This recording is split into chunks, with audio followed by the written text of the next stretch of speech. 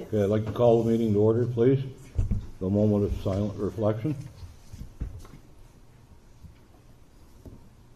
Let us take a moment of silent reflection to contemplate in our own way the responsibility we have to collectively use our skills and experience to ensure the mutual long-term benefit of our municipality and those we represent.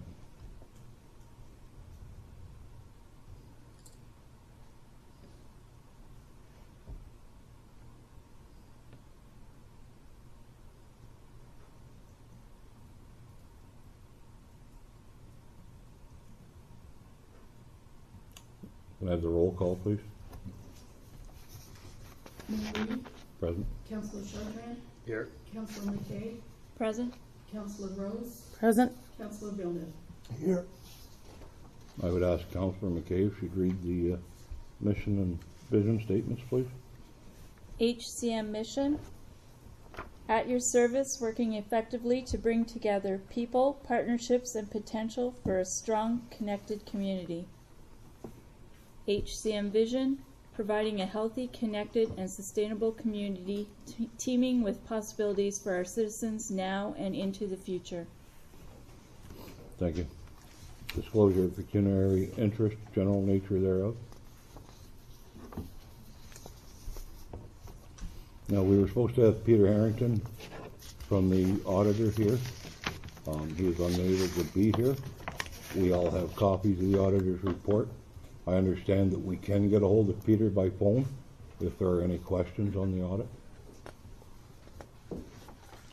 I would also like to welcome Peggy Young Lovelace from EM4, or E4M, I should say, for later on.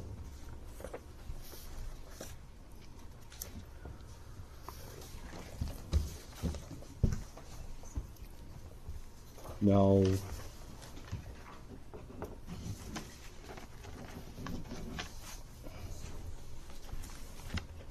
would we want to do the auditor? Well, if you'd like, we can go through it briefly. I'll just go through the letters and what the different documents are. Thank you. And then the one page with his recommendations, and then we can move on Okay, thank to you. the rest of the agenda.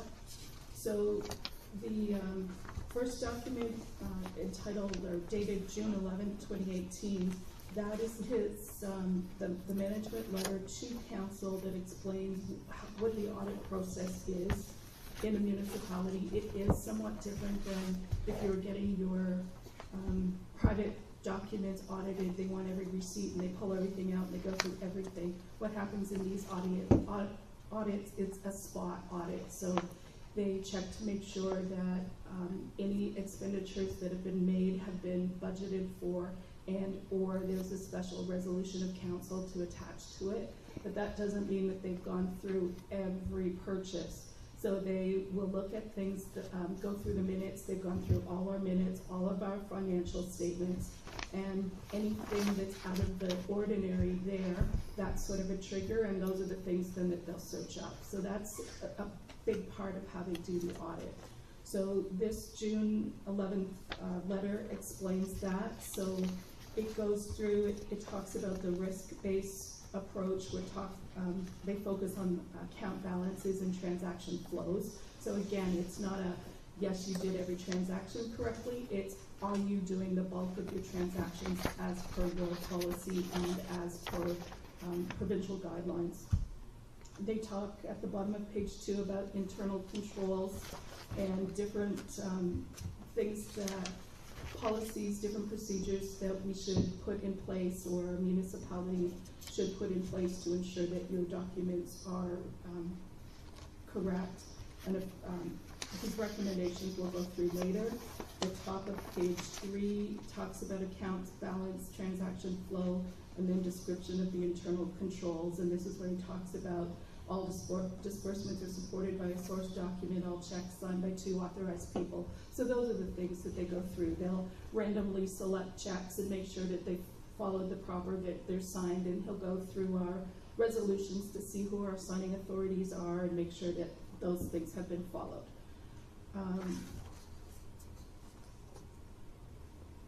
he talks about materiality, and what that is how much detail and how much money that they need to look into. So in some municipalities, if your budget is $6.9 billion, they're not gonna look at anything that's worth 2,000 because it's not a material transaction. For us, because our budget is so much lower, so are the transactions that they're looking at that much lower. So that's what that's talking about. The timing of the audit, he shows here that most of the work took place in June.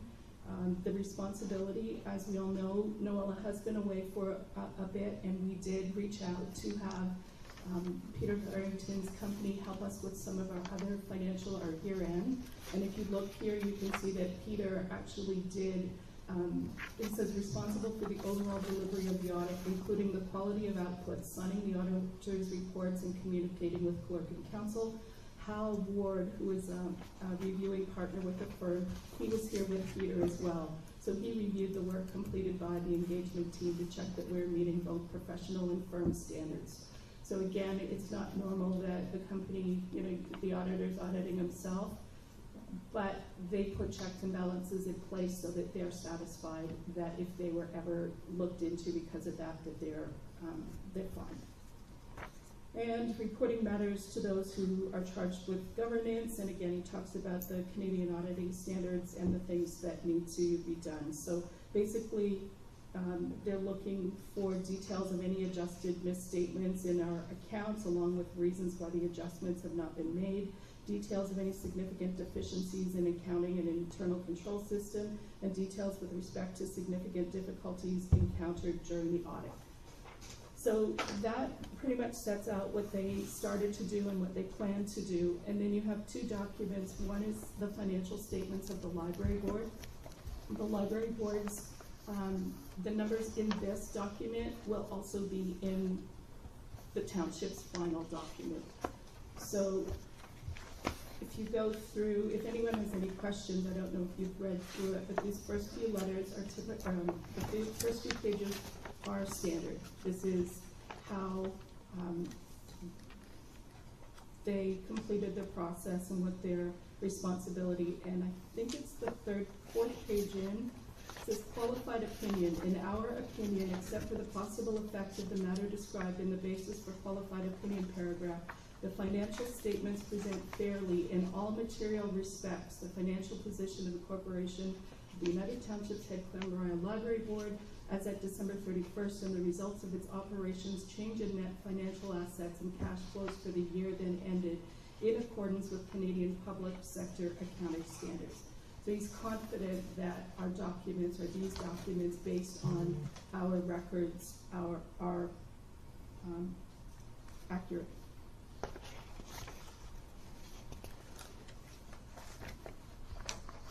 Any questions to this point? The exception that he speaks of, it says in our opinion, except for the possible effect. If you look at the bottom page of the page before, and he's basically talking about library receiving money from fundraising and activities, and what they're saying is we weren't there and we didn't go through all of the books for their activities, but we took the revenues recorded and we're satisfied that they were receipts and that sort of thing for all of those expenses. So you can see 2016-2017 change in position. There's a statement of financial position in the accumulated surplus. They're actually down just under $1,000 for the year to year. The next page is the statement of operations. And again, here you're looking at the actual and budgeted and compared to the previous year, and they're pretty close to being right on their budgeted amount. There's a difference of $100, $110. Statement of change in net financial assets, and this is where they're talking about the amortization and the other accounting that needs to be done based on the asset management program, as well as the depreciation, and also the fact that there was money in reserves and they've used some of that. So that's changing their financial position for the assets. Cash flows, very similar, again, a difference of about $1,000. And, again, the rest of the schedules, they explain the specifics of the asset management plan, the land improvement, machinery, and equipment. Circulation refers to the value of the books and videos and that sort of thing that's available for lending for use. So that's the library So report. I have a question. I look at stuff that jumps out at me. I look at expenses under the statement of operations. So the actual expenses for 2016 was roughly $7,600. 2017 was $13,800, which is almost double. I just wonder what that's accountable to. It's based on the budget of the library and the different events they held and the different monies. Sometimes they do as we do and save the money up for a number of years for a larger project. So I don't know the specifics. And our library representative, if council chooses, is Marlene here? No, she's No. not here. No, so I would have to ask, was Fran, did I see Fran? Fran's here, yeah. And Betty, would you know why what you did larger this year than you normally do? Why'd you spend extra money this year than the year previous? Yeah, some money we got from the But what was it used to purchase? Do you remember? Did you From the upgrade grant, computers the this computers. year? and laptops. There you go. For the community to use, they can Right. borrow laptops, Okay, I just couldn't Yeah. remember what your extra Computers. but that was through computers. grant. Right, yeah, Okay. so the source was the grant funding, and then as with our grants, there's specific things that they can be used, and yes, they did upgrade all of the computers, I'd forgotten about that. Okay, thank you. Anything else?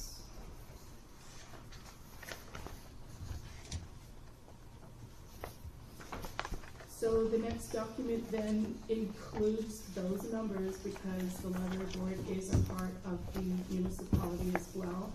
And again, the first few pages, the management report, just shows again the process, the township's management routines, a system of internal controls designed to provide reasonable assurance that assets are safeguarded, transactions are properly authorized and recorded in compliance with legislative and regulatory requirements. So again, that's their main purpose.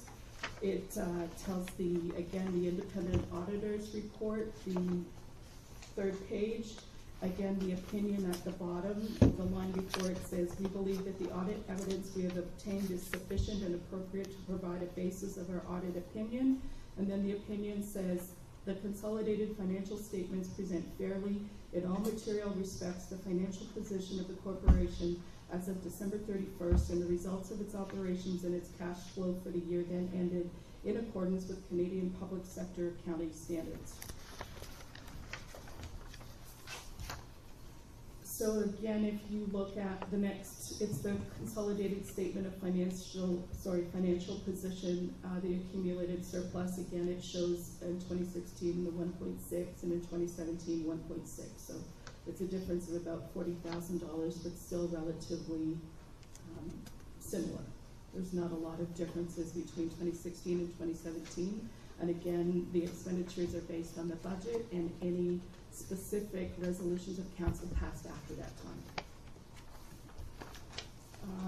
The next page, consolidated statement of operations, and again, it shows revenue, expenses, the accumulated surplus at the bottom shows what our actual was and compared that to our budgeted.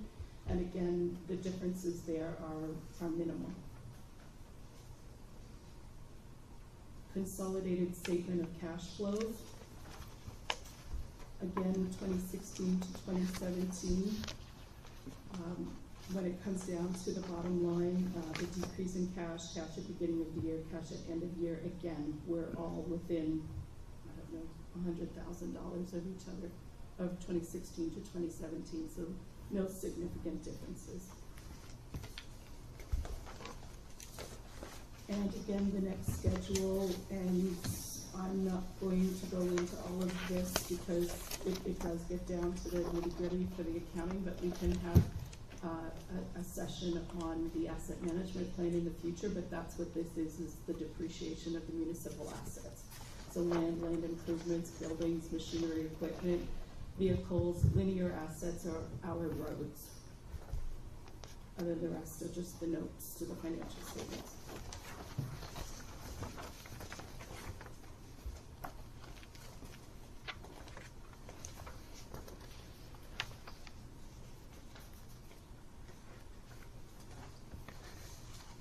Are there any questions on this part? So again, I look at stuff that jumps out, big differences. When I look at the consolidated statement of operations, I look at expenses for general government, $100,000 roughly difference between last year and this year. 342 last year, 441 this year, thousand. So the budget for 2017 was 386, however, so yes, there was a difference, but that was taken care of when the budget was created. So the actual difference you're going to be looking at in this document is the budget for 2017 versus the actual, which is about $55,000, which is probably legal bills. Sorry, probably which? Legal bills. Legal bills, okay. The other one that jumps out is the rec and cultural services, 93,000 last year, 163,000 this year. Again, Is that the what Canada Day celebration? 2016 was our Canada Day, was the big year. No, sorry, you're right, 2017 was a big part of it was Canada Day, yes. The other, what did we finish last year? We had a number of recreation projects. Yeah, the grants, we did the Ball Diamond improvements was last year. The playscape out back, we finished the equipment at Old Mackey Park. There's something else I'm missing, this is, yeah. So this 163 also includes grants that we've received? Oh, yes, Okay. yes. So the budget was 207 and the actual spending was 163, so we were actually spent about $40,000 less than we had budgeted. And the reason was basically homecoming and the fact that it wasn't as big as we expected, partially because of the weather. It rained the whole weekend and our ball tournament was canceled, those sort of things. So the revenues and expenses were both lower, which made our overall budget lower. And we finished the end of the building over here too, that was last year. That would have come from, actually, now that you mention that, government, general government as well, would have been the addition. Yes, thank you. Melinda, this one here, consolidated statement of cash flows, solid waste landfill closure and post-closure liability, $111,000 in brackets versus $10,000 in 2016.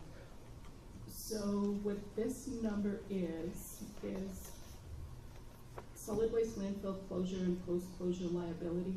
That is money that we have to put aside to take care of our disposal sites once they're closed. So this is money in, I believe it's today's dollars planned for the future. And what happens is, after you close a site, you need to maintain it for X number of years. I honestly do not know why it's marked like this in our financial statements. That's something, an answer I can get from Peter, but I will tell you that we are within our,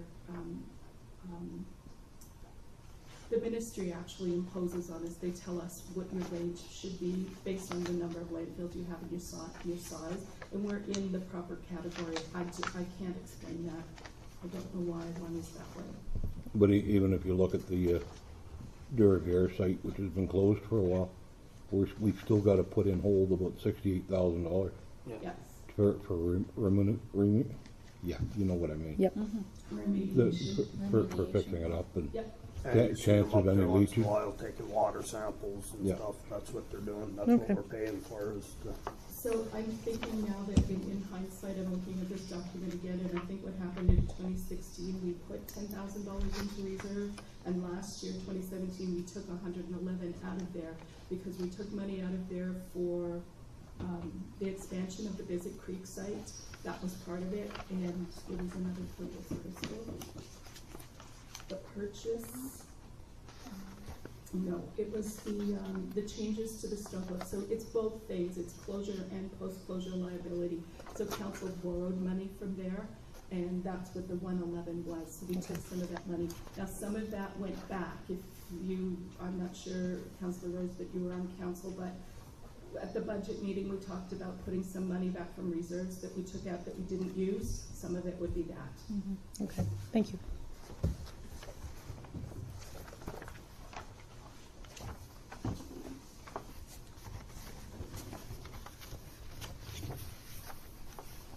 So the bottom line is the document, the last one, it's just basically one page with a little bit on the second half. It's dated July 2018. And it does still say draft, and that was just a matter of vacation scheduling, that Peter was going away and he didn't know when our meeting was. So now that we've discussed this, if council's okay with the information in here, he'll take these back, he'll put the proper date in it, he'll remove draft from it, and then I'll have Mayor Reed sign, and Marlene Gibson, as the chair of the library, she'll have to sign a document, but I don't have those for tonight. But basically, if you look under the, I guess it's the third from last paragraph, he says, we recommend that staff ensure that bank reconciliations are prepared before the end of the following month that is being reconciled. This recommendation is further enhanced with the connectivity issues the software system is having between sub-ledgers and general ledger. We believe a timely reconciliation will provide staff with greater opportunity to discover any connectivity issues in a timely manner. I believe we've discussed this issue with council before. I know Ella was aware of it. So what's happening here is generally money is received in three different ways. One is through the bank when people go and make deposits elsewhere. One is when a staff physically deposit cash, and the other one is through your machine, the Square. So what happens is, depending on the date that those transactions take place, if it's towards the end of the month, sometimes they show up in the previous month, sometimes they show up in the next month. And that was what was making the monthly bank reconciliations difficult, that Noella was having a hard time with before she left. So that's one of the things that Peter had to grapple with, so he soon learned that as well. He came to the same conclusion that she did. But if you look at the rest of the letter, that is his only recommendation. Mm-hmm.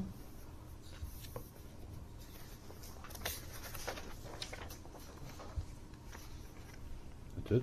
If there's questions. Any questions regarding the auditor's statement?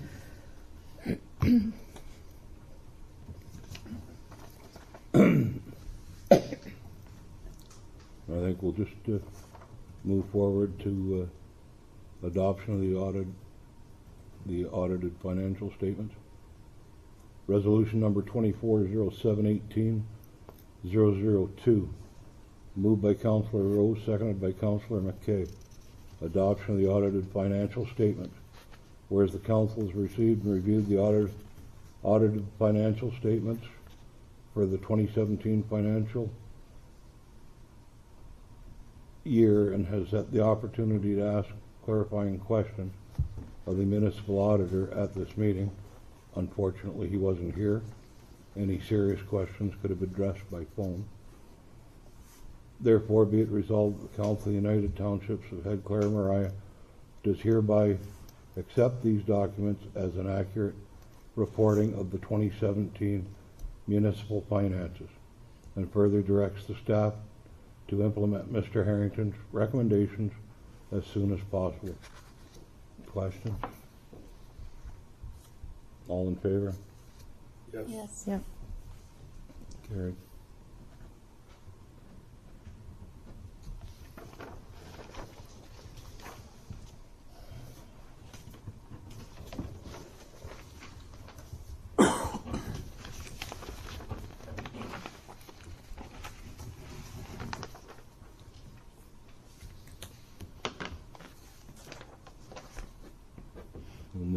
business?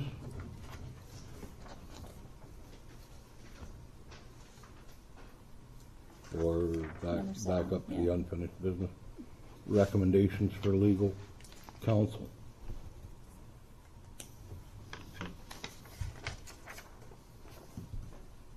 This section is a follow-up from the previous closed session that council had. I'm not gonna get the date right, but the meeting June 20th, I believe. And Peggy and Paul were to review different documents that we have provided, which I have done. And Peggy is here today to make a presentation to council to explain their findings. Do you want everyone to be able to hear me if I don't use them? Probably. Okay, because I can be really loud if you need. That's up to council. Be loud. Be loud, okay. Your worship, members of council, staff, and members of the public, I'd like to thank you for the opportunity to be here this evening to share some of the findings that we have. What we did was we took a look at a lot of documents. We looked at newspaper articles, we looked at minutes on the website, we looked at a lot of different pieces of material to provide you guys with some really good direction to move forward and to help to rebuild a community. The fact is, you're a small municipality. You don't have a huge population. And sometimes a single issue can cause such a huge division in a community that it's hard to get back on track. So we've come up with some ideas on how to help everybody to get back onto the same page and to start working together as a community rather than in opposition to one another. So I'm not going to hand out my report right now because I don't want you reading it while we're having a conversation. Please feel free to ask me questions as we go because I prefer to do it now than at the end. And I don't know if your policy allows the members of the public to ask questions or not. On council's. It takes a unanimous decision of council, Okay. whether someone from the audience can speak. Okay. So the purpose of our report was exactly as I said, is to provide some solutions for moving forward. And I always like the expression that Paul uses, you can't put the toothpaste back into the tube. So yes, there's been some history over the past several years that have caused some friction in the community. And we really wanted to give you some guidance on how to get beyond that. And so what we looked at is the fact that we believe that the rail bed has been the major problem that you've had to deal with that has caused a large amount of the dissension in the community. And it has resulted in complaints, it has resulted in distrust, it has resulted in a number of factors that the community is now in a position that they have a hard time in dealing with to move forward. So we kind of itemized these into a few key areas. And what we've determined, I should say, is that public perception of council and staff is that they have bias. That part of how decisions have been made are not considering the whole thing, that they're all one-sided. And that happens often in these kind of situations. So it's not like this community is any different than a number of other ones that we work with. It's just that sometimes perception can become fact, even though it is not actually fact. So the level of trust between council and staff in the decision-making process has also become somewhat of an issue. Misunderstanding of conflict of interest, both regarding councillors and staff. And this we see as not just being a staff and council matter, this is a public perception thing. Because in small communities, you often find that there's the idea of nepotism, there's the idea that everybody's related to everybody, or everybody has a friend, and that there's some level of conflict of interest. Unfortunately, the Municipal Conflict of Interest Act is very clear and it outlines what conflict of interest is. And unless the municipality enacts some kind of a definition in their code, whether it's a code of conduct or a staff code of conduct, that clearly defines that conflict of interest is a little bit more than that, you have to operate under the idea of what the Municipal Conflict of Interest Act says. So there's also been breaches of confidentiality or lack of understanding of when and how confidentiality applies. And this is really important in a number of situations because councils often have the idea that in order to be transparent, they share everything. Well, that's not the case. There are some things that councils just cannot share with the public. And one of them is, information about personnel. So whether it's a personnel file or a performance evaluation or how much overtime an individual staff member has, that's not the role of council to be sharing that information with the public. The other thing is that the personal relationships among council staff and the public have become one of those things that have led to some of this situation. So what we looked at is we looked at a lens of what is a good and effective municipal government. And communities that are really strong, and we did a look at some of the ones that we do work with, and what works well in these communities is they work as a team. They don't try to work against each other. They try to find some common ground, they look for the win-win, and they definitely have this idea that we're in it together. The divide is just not there. So the other thing that a lot of these communities have is they have a strategic plan that talks about what the community wants to do, where it wants to go, and what that vision for the future is. And then all the decisions that council make are through the lens of that strategic plan.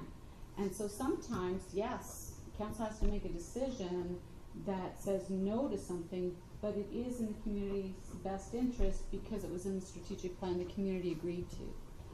One of the mistakes I've often seen communities do is they do a strategic plan that's just a council plan. So council sits down at the table and they said, oh, well, over the next 4 years, we're going to raise taxes and we're going to do this. And the community's not involved in that process.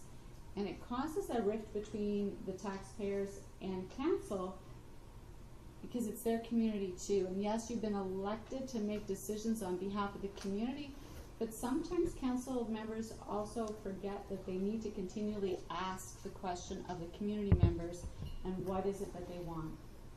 And I've often encouraged communities, especially where there's a little bit of dissension, is make sure you're asking the people who oppose you.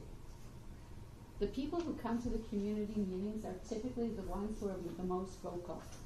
And the ones who have an opinion, they often stay away and they don't want to come because they're shy or there's a number of reasons. But you need to ask them as well. Just because people come out to a public meeting or you have a petition that says these people don't want this to happen, that doesn't necessarily mean it represents the entire community. And so one of council's roles is to ensure that they're representing the community as a whole, not just their group that they have coffee with, not just their family and friends, but the community as a whole. And in order to do that, we have put in our Move Forward plan some ways to help you make decisions that are in the best interest of the community. So one of the things we've talked about in here is that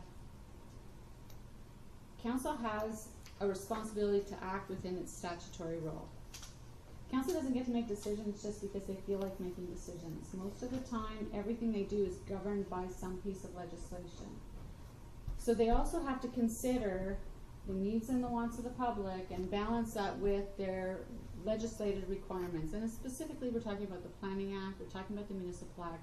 There are things that you just can and cannot do. Communities that really succeed, they see their community members as being a valuable resource.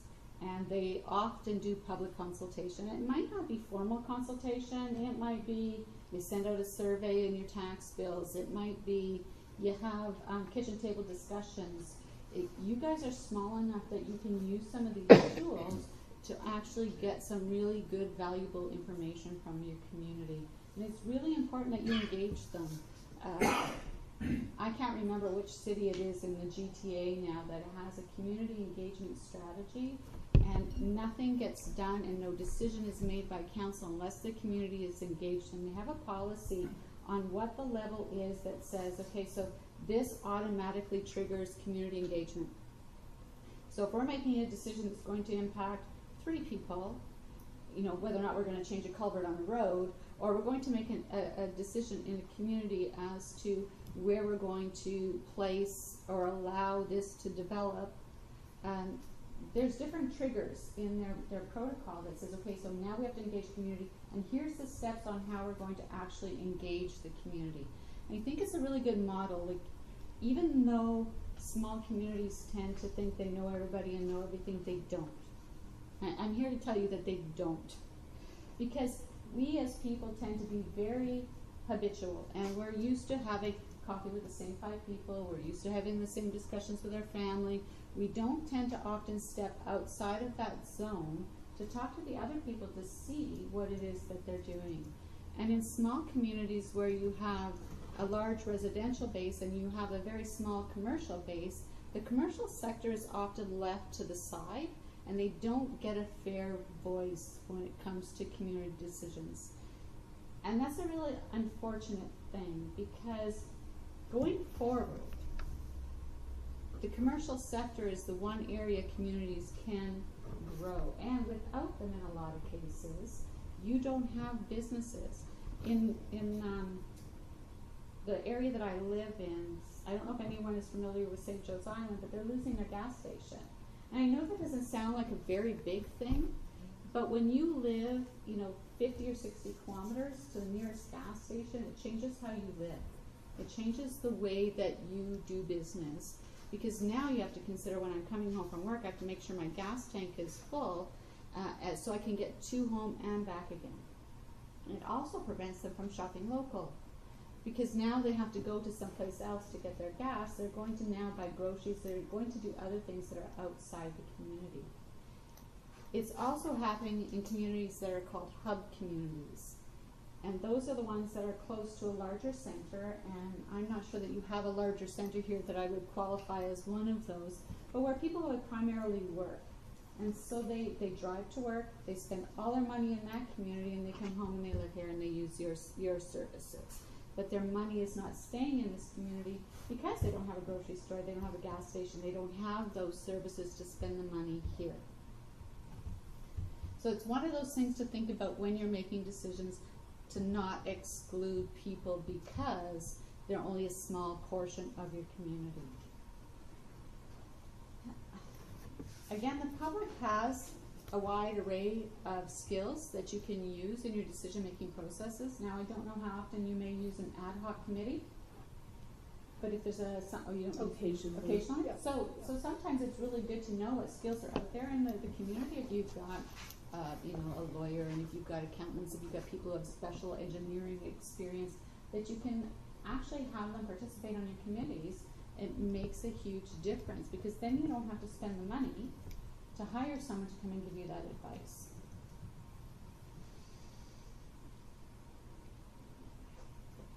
So one of the things that we see often in small communities is the fact that it's very informal. And I have literally been at council meetings where members of the public and sometimes staff, not senior staff, but junior staff, are in the audience and they start to attack staff and council in these meetings. And it's not an appropriate a way of doing business. And so it's really important that council knows that they have a policy, it's called a procedural bylaw, and that in that bylaw that they have rules that say, okay, if you want to speak at our meeting, here's how you have to go through the process to speak at our meeting. And then, of course, that rests with the head of council to make sure that the meeting is run appropriately and that decorum is held. One of the things we've often experienced in a number of the communities that we work with is that the CAO or the clerk or the treasurer is often a victim or a target of ridicule in the community because council doesn't stop the behavior. And most of the time staff come to the table because they're here to try to do the best job for the community. They may not be perfect, they may not have all the skills in the world, but they come here with the right attitude. Just like people on council. They don't sit here for the big fancy paycheck and the fame. They sit here because they believe or they've been co-opted into sitting at the table, but hopefully they have an interest in making sure that the community is a better place to live and grow and work. So having said all that, having that formal process is really important. I know it can be a little bit cumbersome, but one of the things we talk about in our go forward plan is to look at your procedural bylaw and make sure it works for your community. You don't have to follow Robert's Rules of Order. In fact, I argue with the lawyers all the time about the fact that no one knows a lot of what the language is in their procedural bylaws, so it doesn't get followed. And then you get the ombudsman calling you saying someone made a complaint and you're not following your procedural bylaw, you better do something about that. Well, it's my opinion that if your procedural bylaw is written in simple language and everyone understands the rules, then everyone can participate and have a fair and equal opportunity to have a voice. I know that there are communities out there that provide a question and an answer period after the council meeting, and I find this a little bit challenging because it's again often an opportunity to attack staff, and I don't think that that's a fair approach. If you want to ask council questions and you build it into your procedural bylaw as a community, talking about things that are only on the agenda, and if you do it before the meeting, it at least gives council some feedback on how they can better think, or I don't want to say better think. I want to say look at a whole picture when they're making a decision. So one of the things that happens often in communities that not everyone really understands is sometimes council has to make a decision that's political. And this is one of the things we have a hard time convincing staff of. The staff's role is to provide council direction. And if council decides to not take that direction, that is not staff's responsibility. They have done their best to give council direction. If council takes it and makes a decision, fine. If council does not take it, wants to make a different decision, sometimes there's a political motivation for decisions like that, and that's not council or not staff's role to worry about that. Unfortunately, often what happens is the public starts to blame staff for the decision. Staff don't make a decision in a municipality. Council makes the decision. Staff are supposed to provide the unbiased, best information that they can to council to help them make an informed decision. And staff, like members of council and members of the public, are human. And they can only provide you the best that they can within their knowledge. We've often found that in small municipalities, and I'm talking communities with less a population than 5,000, you guys are way under that. They don't want to spend money on getting professional advice. So staff have to wear the hat of the planner, the hat of the lawyer, the hat of the public works person. They have to wear so many hats that they don't have the skills to do. So you're really asking them to provide you advice, but they don't have the skill set to do it. And then when you rely on their advice and they're wrong, you hold them accountable for it, which is not fair. We call this about saving into a crisis. I'm going to tell you and give you an example of a community that I'm aware of. Council didn't want to have a zoning bylaw prepared by a planner, so they had their clerk write their zoning bylaw. They have a planning development come in, and the clerk says, no, you can't do that. It goes to OMB, and so now all of a sudden you have a crisis, and they have to hire a lawyer because the clerk has to be a witness. She can't be their lawyer. They hire a lawyer, and you find out they have no case because they have no zoning bylaw because there's no maps. There's no zoning maps. Had they had a lawyer even review the documents, which may have cost them $2,000 in the beginning, is now going to cost them probably $150,000 to solve the problem. So sometimes it's in the best interest of the community to spend a little money to get some really good information. And the thing I always like about when you use professionals like engineers and planners and lawyers, they have insurance. If they're wrong, you can get your money back because you can sue them for it.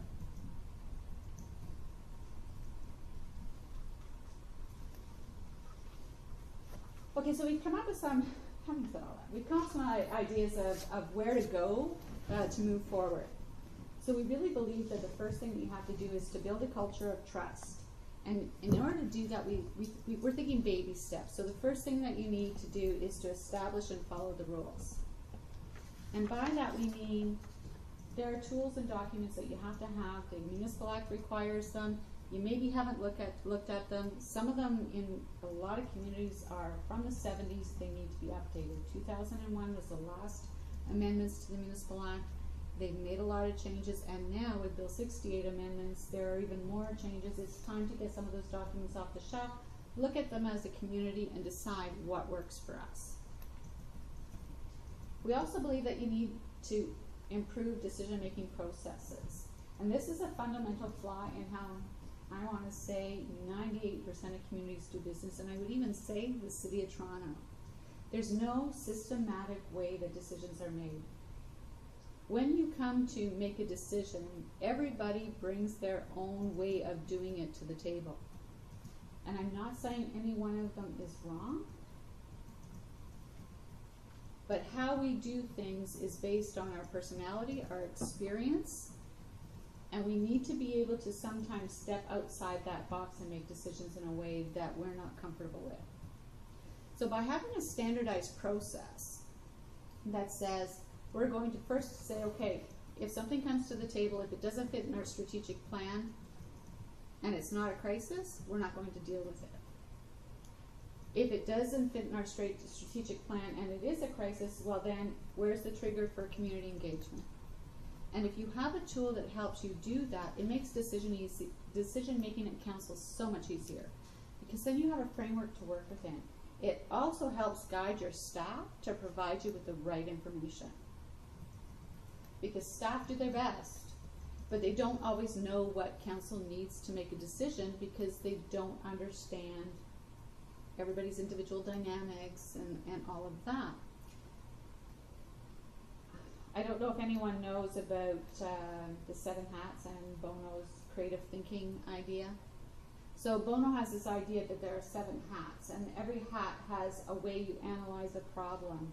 And it's a fantastic resource to help you think about all of the different ways you can look at a problem. And I always chuckle because I work with some people who I have, in Bono's theory, would be a black hat. And that's always the negative person, always looking for that always being devil's advocate, always looking at the reason why nothing's going to work. And I work with a forever optimist. And on the other side, you know, that nothing can fail. Well, neither one of those is real. I am in somewhere in the middle. And I feel like I'm constantly reining them in because they want to go and do things that are just not going to work. Or the other one wants to dig his heels in and say, no, we're not doing anything, which is also not a best way of doing business. So what I've learned in that experience is I really have to understand the people that I work with and how they make decisions, because if I don't understand that and I keep going about doing things the way I do them, they're going to be angry with me because they have different opinions and I'm not considering their opinion. And in order for me to consider their opinion, I have to understand where it comes from. One of the things that we've talked about in our document is about a strength inventory and looking at staff and council and members of the public and where you have strengths and where you have people who have certain capabilities that you can draw on in times when you need to make important decisions. Often in small communities, everybody knows everybody. And you'll know someone who's really great at lobbying government. And that's a skill council doesn't always have in a small community. And staff certainly doesn't have it or doesn't have the time to be able to do those jobs. So you can ask people in your community to help you with these things. So one of the next things we talk about is strengthening leadership. And when we talk about leadership, I'm not talking about the person at the head of the table. I'm talking about the person at the head of the table as one piece of leadership, but council as a whole as leadership, the CAO and the staff as another form of leadership, and even the public. The public has a responsibility to hold council accountable for what they do and the decisions that they make. They also have a responsibility to be on the other side and give it their advice and their opinion. I always find it interesting when I ask people who are chronic complainers if they would, why aren't they going to put their name in to run for council? And they say, are you kidding me? I don't want that job. And they don't want that job because they don't want to deal with people like them. So that's a reality. Unfortunately, we need people at this table because in Ontario, municipalities only run with a council. And if you don't have a council, you can't run. So volunteers have to give time to sit at the table. And I of the belief that you cannot complain about council if you aren't willing to participate in the process somehow. And I don't mean you have to sit at the table, but you have to have a voice, you have to be there, you have to come to the public meetings. You can't sit on your hands and then all of a sudden be angry with council for a decision that they make. And I can say that because I have been a member of council, I have been a CAO in a small municipality, and I have been an advisor, and I have significant experience in doing governance and governance development. So I understand how this works, and I've seen a lot of the problem people are chronic complainers. I don't know how many of them you have here, but I see it time and time again, and the chronic complainers just need a soapbox. Well, I can get on a soapbox too. And my soapbox says, if you're going to be a chronic complainer, then you better put your name on the dotted line and sit at the table and help make the decisions. Because it's not fair to the people that are there trying their best to make the decisions when you're just constantly ridiculing them. The other thing we talk about in our report is about developing the team, and we call it the team on purpose. Because it's not just council, it's not just staff, it's not just the public, it's the whole. And you're all part of a team, and you all have a responsibility because there is no I. I know it's a cliche, but there is no I in the team. So without the public, without staff, and without council, the community is not going to succeed and it's not going to flourish. So then we go through our report and we break down how we see, building a culture of trust, what tools you're going to need to be able to do that. We break that down for each of the things that we've talked about. Municipal government is a so I'm going to read for a little bit. Municipal government is a statutory government and is the level of government that is closest to its constituents. Members of the public interact often on a daily basis with elected officials and staff in both a professional and a personal capacity. It is actually the most scrutinized level of government due both to the fact that it is required to have open meetings with few exceptions, and that it is run by councillors and staff who often live in the community. We often refer to this as the fishbowl, because no matter what you do, somebody's going to see it and someone is going to complain about it. I can remember having a conversation with a taxpayer out in front of a mailbox on my way back from getting the mail and getting a complaint not more than 5 minutes when I got back into the office from the mayor because I spent too much time out at the mailbox and that I was chatting with someone. Well, no, I was dealing with a taxpayer issue. They just hadn't come into the office. So it's one of the things that I always talk about is perception and fact. And sometimes perception is fact, and a lot of the times it is not. So when you see somebody standing on the roadside and they're talking to someone, but you think they should be plowing the driveway or the road, or they should be doing something else, there might be a reason that they're talking to that person. And it's not that they're wasting taxpayer money. Yes, they may be. But often that's not the case. Often the case is that they're trying to resolve a problem. And when you have people in the community who don't like a certain staff person, they really get involved in this. So my favorite example I use all the time is when I was first in the municipal sector and I'm working with my road superintendent. My road superintendent was married to a woman who is now the common law partner of a member of council. The member of council had been the road superintendent's best friend. So here's this guy, his best friend's taken his wife. He's now on council, and his whole goal on council is to fire the road superintendent. He followed the road superintendent at night behind the grader with his lights off. And this was before Bill 132. And this happened before I came into the work environment. So I walk into this mess. And I go, oh. What was I thinking? We don't sign up for this. We sign up to actually make a difference in communities. Most of us who want to work in the profession are there because we want to do good. We want to see the community succeed. We want to see people to be happy and to have a good life. I'm not equipped to deal with this. So I take it to my mayor. And my mayor says, okay, we know this. What are we going to do about it? Well, I'd like to get a legal opinion. We can't do that. Okay, why not? Well, we don't spend money. So now I'm left with an employee I can't protect because I don't know how to protect the employee, and I can't call and ask the lawyer how to do it. This is often a situation staff can be left in because you don't know. And what you don't know can cause you a lot of problems. It also can cause distrust between the public and staff, the public and council, and all the way around. So one of the things we talk about is the fact that it's a thankless job. I applaud you for doing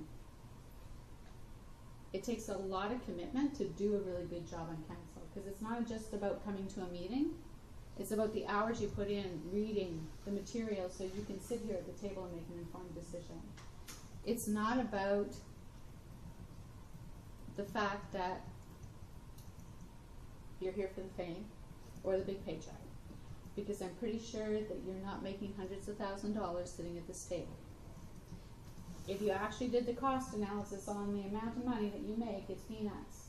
So people sit at the table because hopefully they have the best interest of the community at heart. And I'm not going to defend you and say you always make the right decision, because it's been my experience that councils don't always make the right decision. And that's okay. That's their job. Sometimes they have to make wrong decisions to learn that they need to do things better and in a different way to learn how to make right decisions. And when I say right decisions, I mean decisions that are in the best interest of the community. Because sometimes you get the people in the meetings that bang their fist on the table and they want an answer and they want a decision now, and council starts to vibrate and they go, yes, we agree, and they make the decision when that's really not what they were thinking, but they felt threatened by the people who are in the audience. So they make the decision. That's not a good, healthy environment for anybody to work in, whether it's council, staff, or even for the public to be at that kind of a session. Some of the other things we see is micromanagement, and I'm pretty sure none of you guys here have keys to the grader. We don't have one. That's another experience I had. I had to call the police because I walked in and the municipal grader was gone.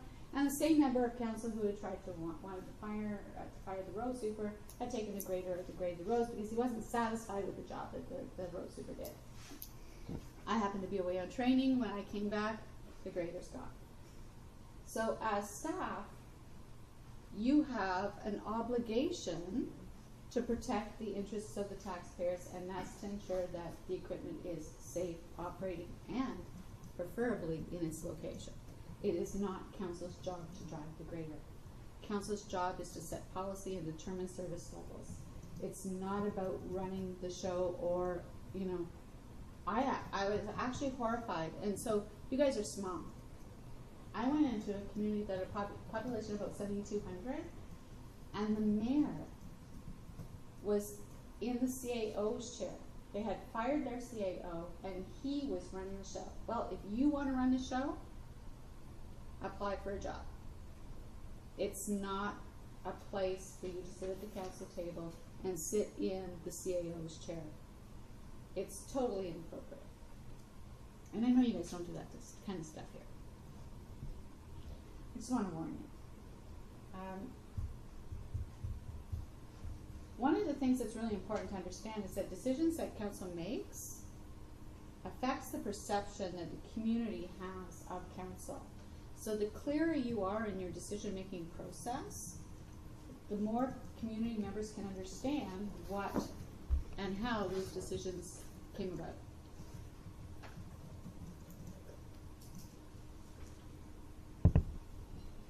So again, I talk about strategic plan, we talk about code of conduct, which I know is on your agenda after this.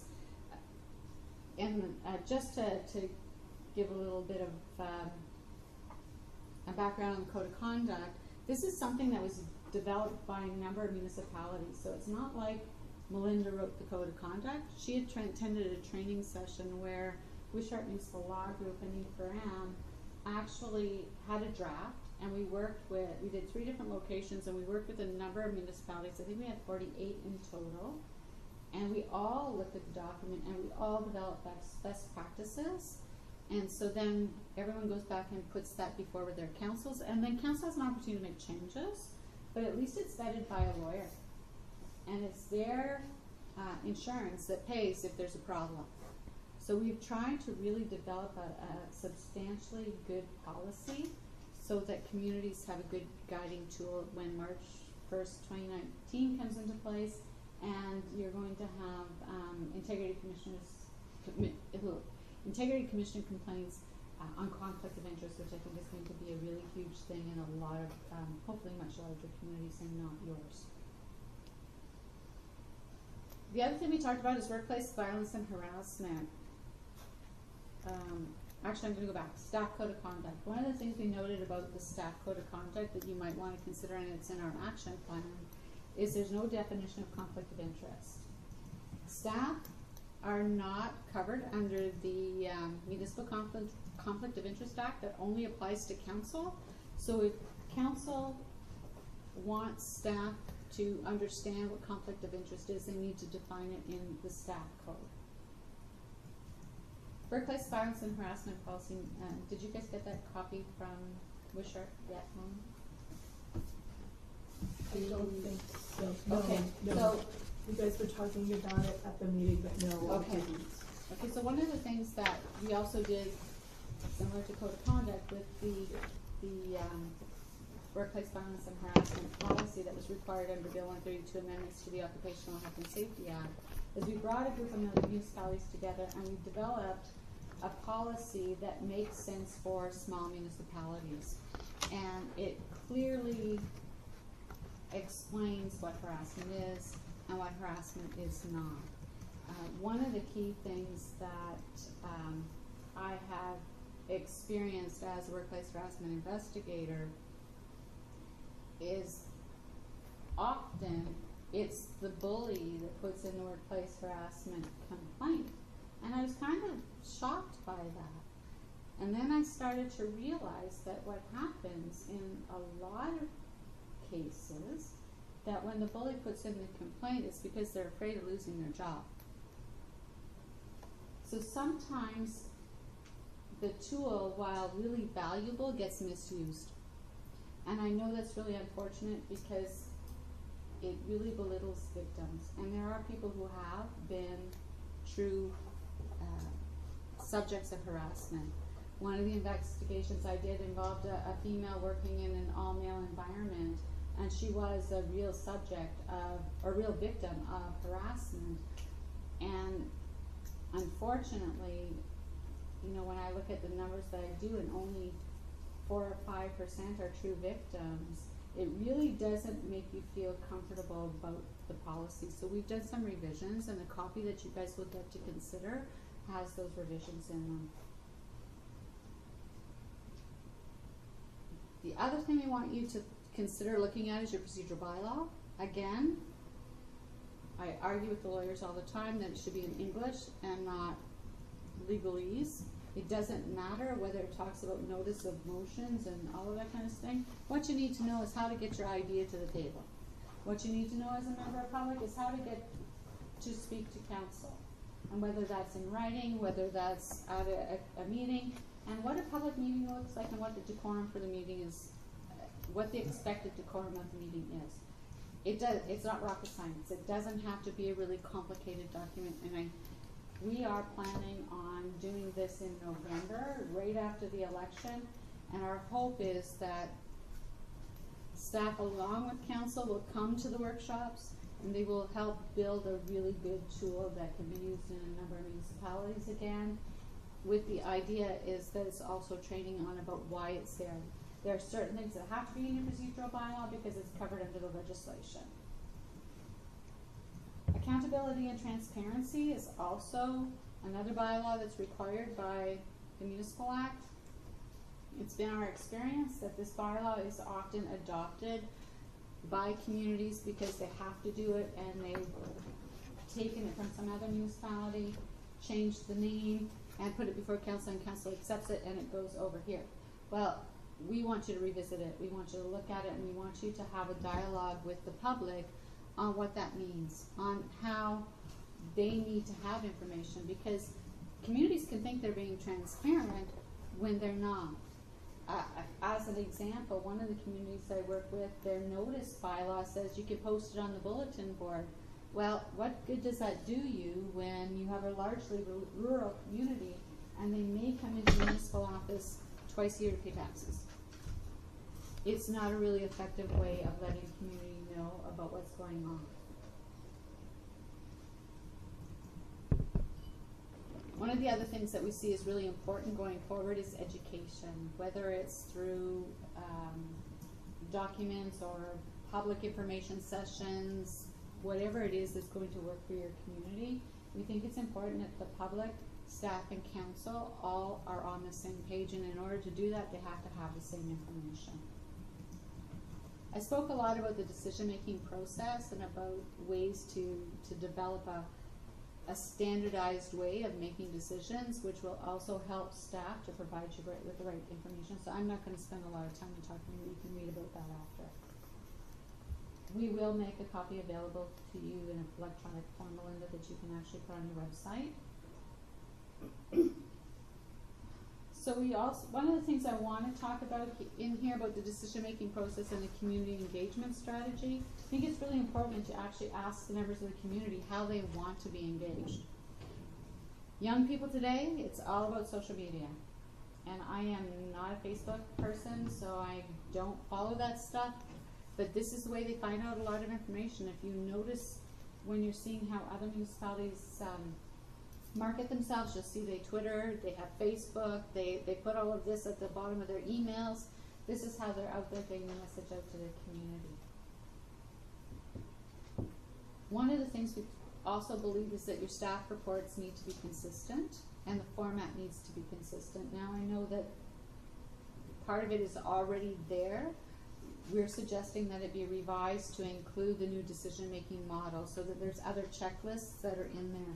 So when you get to a point where you have a strategic plan, consideration is given to that plan.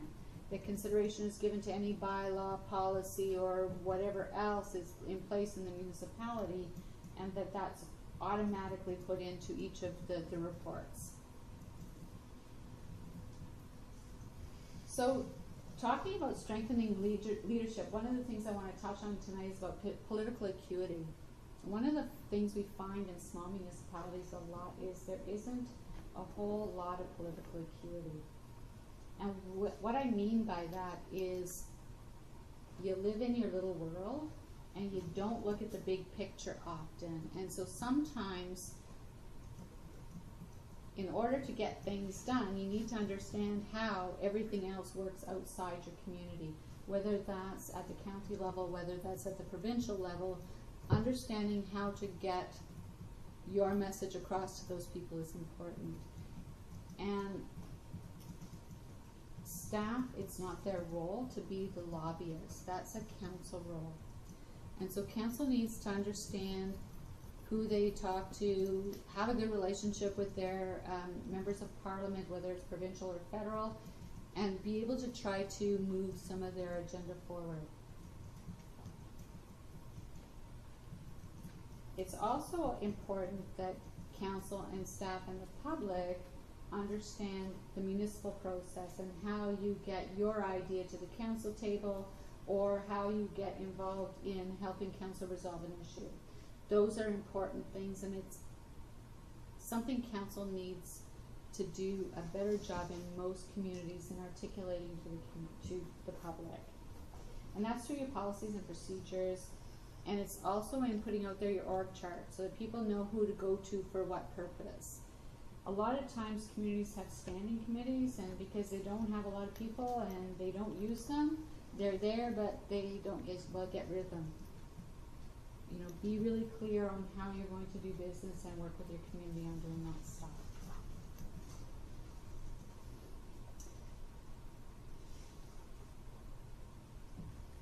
One of the really important things we think you need to do is to develop the team, and by that we're talking about council and staff and the public all being part of the team. You really have to look at how you're going to rebuild the relationship between all of the layers of community. We believe that this can be done by starting with a really good, solid council orientation after the election. It's been our experience that, again, this is something councils don't want to pay for, but it's a critical thing that you need to know and understand.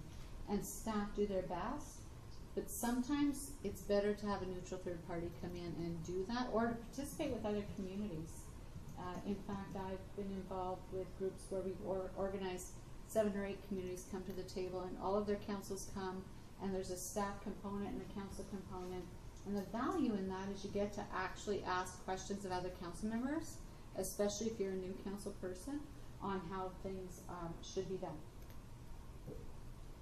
Public education is a really important thing I think that you need to consider doing a lot more of, because of the changes to Bill 168, and especially with the Integrity Commissioner coming into effect as of March 1st, 2019.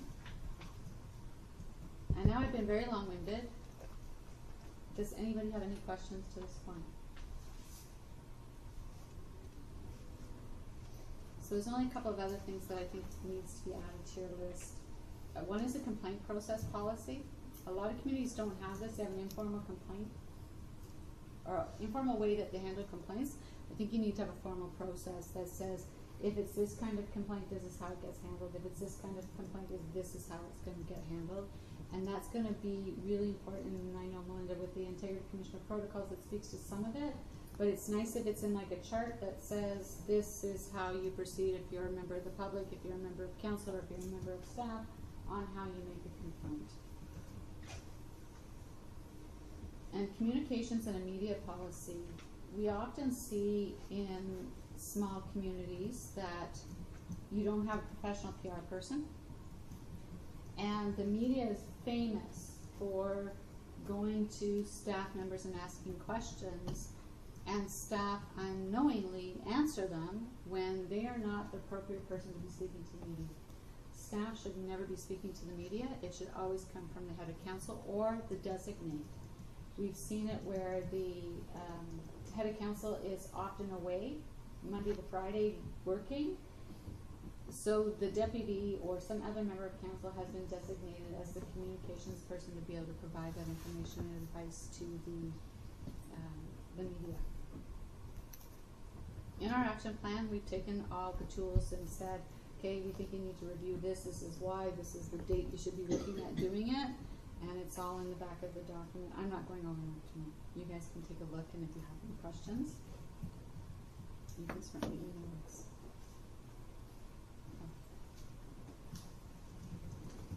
Any questions for Peggy? Thank you very much. Thank you. Yeah, you guys are too easy. That's okay, once we start reading up on the questions. Exactly. Yeah, Is your email in there? you know what? It is not, but Melinda has my email address, and you can certainly email us anything that comes up. And we certainly don't even mind. I don't mind. Don't email Paul, but I don't mind answering questions to the public either. Mayor Reed, can I ask a question? One question? Please, pretty please? She said, I'll pull council. she said pretty please. Yes, Yes. fine. Absolutely. Go. I just wanted to ask Peggy Yes. when we might expect your document to go to the office, and then when we might see it online. I would have sent it to Melinda already, except Okay. for I was driving in a rainstorm today, Okay, so that's all right.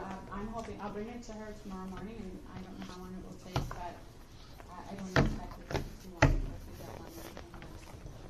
Thank you, Mayor. Thanks, Peggy. appreciated.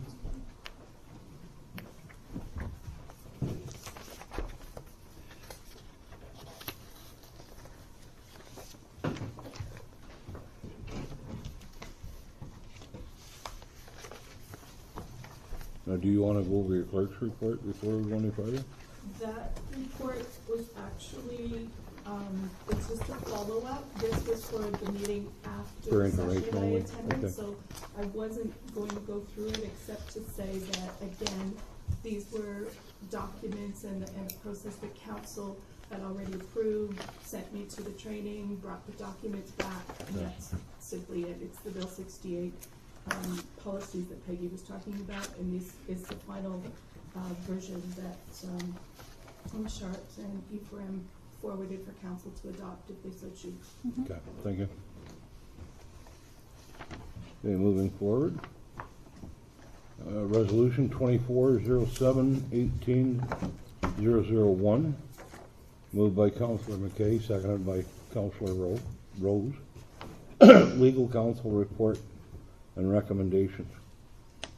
Whereas council has received training and authorized staff to provide documentation to Wishart and E4M for review concerning recent council and council staff relations. And whereas the municipality has recently contracted with Wishart Law Group as legal services and E4M, who have been charged with providing advice to facilitate council moving forward in a cohesive manner. Therefore be it resolved that the Council of United Townships of Head, Clara Maria does hereby accept the resulting report and recommendations and direct staff to implement same as soon as possible.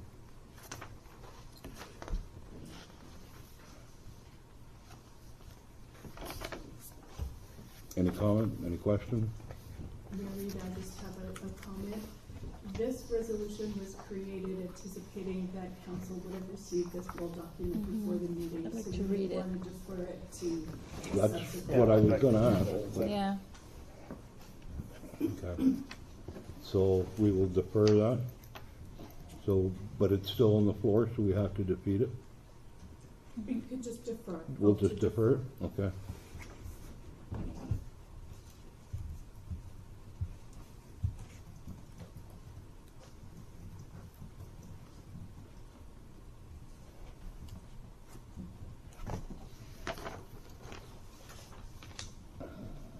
So we have to vote on that, to defer it? Mhm. We have to vote. to Yeah, defer it. okay, yes, you're right. Okay, we need a vote on deferring it to the September meeting, I believe. All in favor? Yes. Yes. Carried.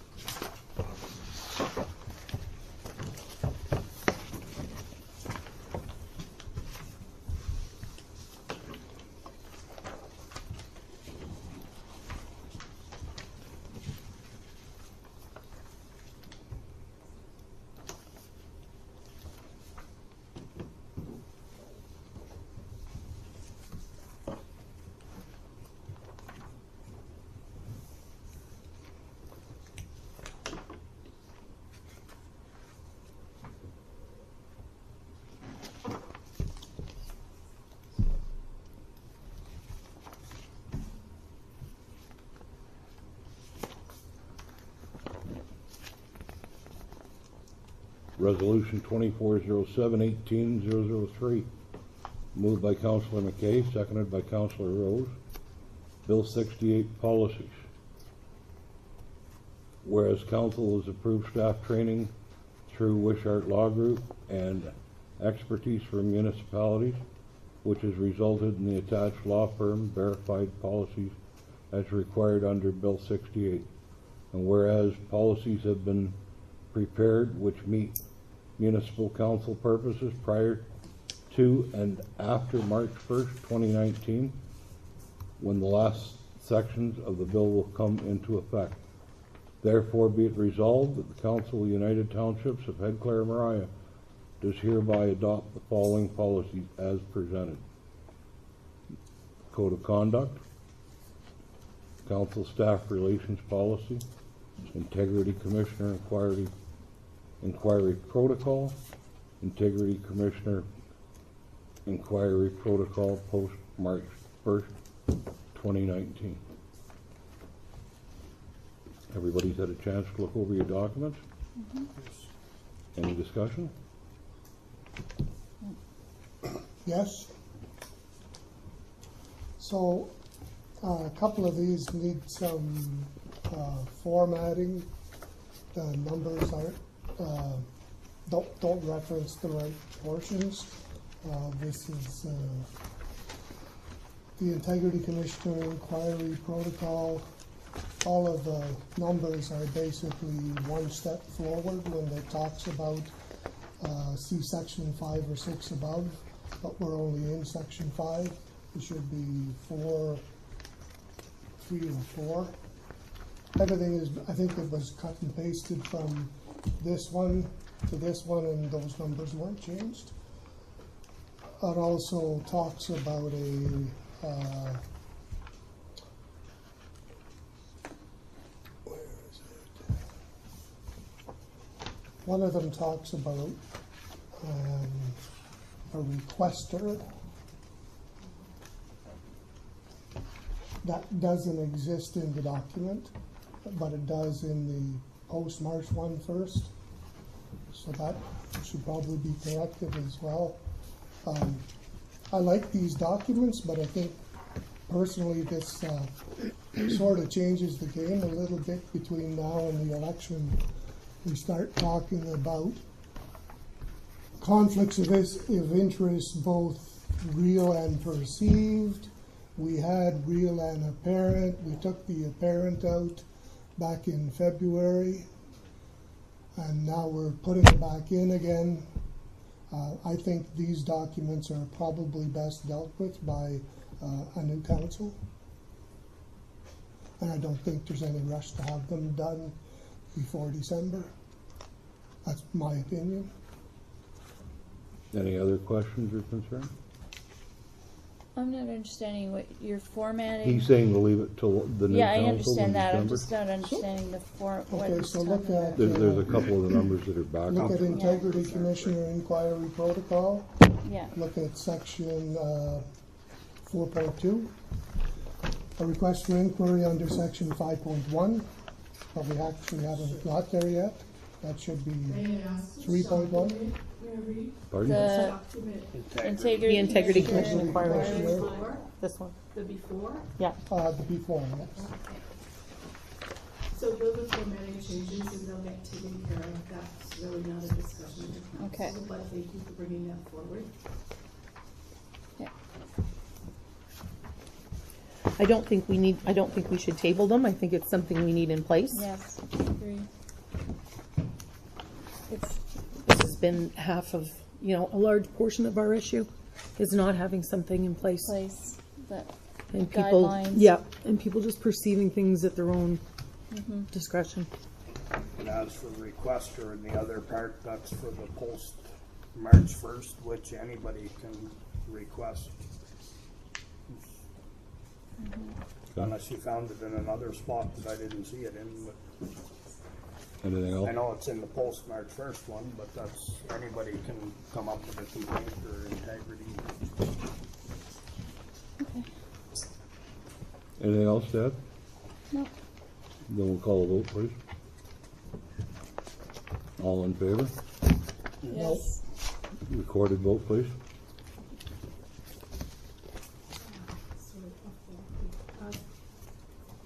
Councilor Chartrand, Yes. Councilor McKay, Yes. Mayor Reed, Yes. Councilor Rose, Yes. Councilor Billman, No. Carried.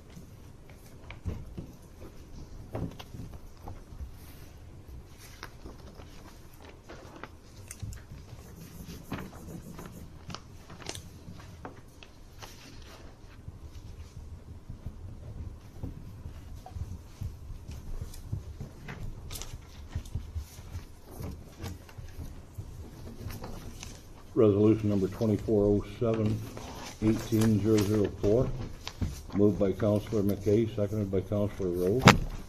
Confirmatory bylaw, be it resolved that bylaw 2018-17, being a bylaw to confirm proceedings of council, the United Townships of Head, Clara Maria, at its meeting held Tuesday, July the 24th, be read a first time, short and fast. All in favor? Yes. Carried.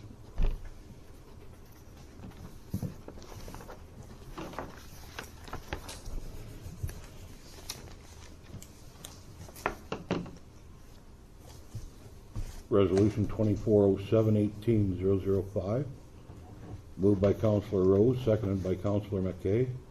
Adjournment. Be it resolved that this meeting adjourn at 2025 hours, to meet again on September the 11th, Tuesday, September the 11th, 2018, at 1900 hours. All in favor? Yes. Carried.